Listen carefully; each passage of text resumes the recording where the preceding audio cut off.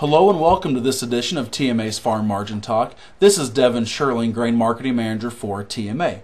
Well, before we begin this week's Farm Margin Talk, I just want to share with you some wonderful news for our family. Our son Carson was officially, as of February the 27th, 3 years cancer-free. So for many of you who have been following this story, I just appreciate all your thoughts and prayers for our family and Carson through this time frame. So, but all is well and the Royals are still undefeated. So it couldn't be a better start to March, just like it has been a wonderful start for us from the farm profitability aspect. You know, just 10 days ago, we were talking about how our prices had rebounded a little bit, but we saw a great increase week on week on our overall commodity prices, which directly affected our farm's profitability. And as you can see, once again, corn leads the way at $132 and $324 respectively. But as you can see, wheat also made a nice jump, getting back to that almost $40 an acre range for dryland corn, and a little bit higher than that for irrigated corn. And for those of you who like looking at how we come up with that information, this just shows you that the numbers we use based off of the new crop cash prices at Groveland, Kansas.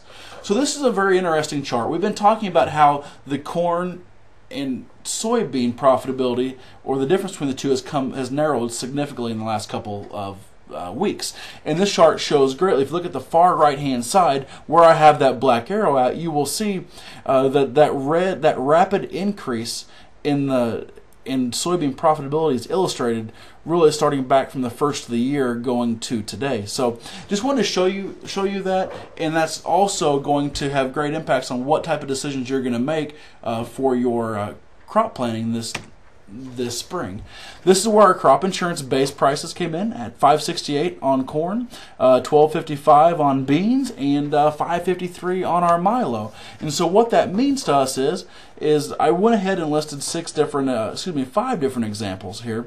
Irrigated corn with a 180 APH times an 85% level times your base price of $5.68 equals $869 of revenue.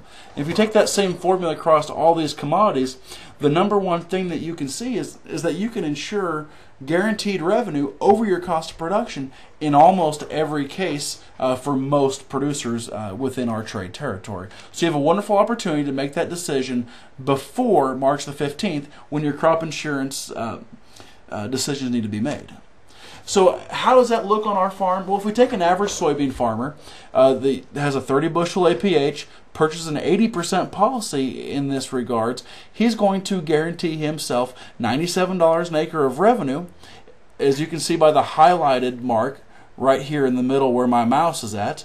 And then it gives you all the different yield and price scenarios. And so this is what happens if you haven't sold any crop based off of our new crop prices today.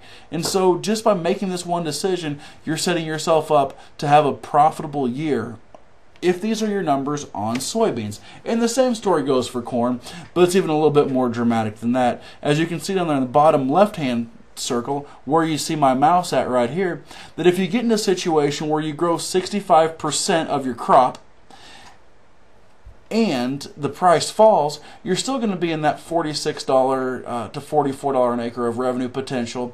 And if you grow high yields with high prices, you still have excellent potential available on your farm.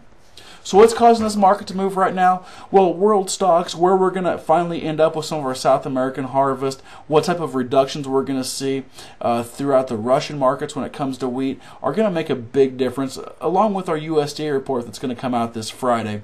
Weather is huge. Was just looking here that to the north, they've had half of their normal winter precipitation in the far north in the U.S.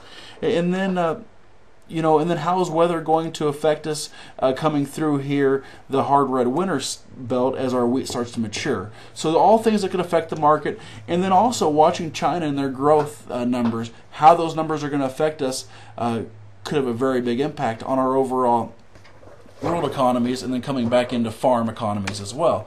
So for more additional information and to bring this information to your farm, feel free to contact one of our TMA grain marketing or crop insurance specialists. Thank you and have a great day.